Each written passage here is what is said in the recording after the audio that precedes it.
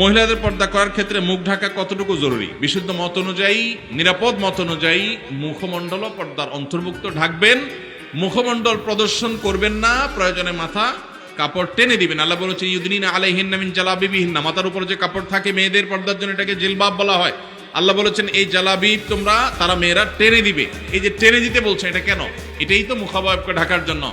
আম্মাদানা আয়েশা রাদিয়াল্লাহু তাআলা বলেছেন, হজের সময় আমি যখন নবীজি সাল্লাল্লাহু আলাইহি ওয়াসাল্লামের সাথে হজ করেছি, সেই বছর আমি ইহরামরত অবস্থায় মেয়েদের জন্য মুখ উন্মুক্ত রাখতাম। যখনই কোনো পুরুষ চোখের এরিয়াতে চলে আসতো, তখন আমি কাপড় টেনে দিতাম। এখান থেকে বোঝা যায় তারাও মেয়েদের চেহারার পর্দা করতেন। এটাই হলো অধিকতর বিশুদ্ধ এবং অধিকতর আপনার নিরাপদ মত।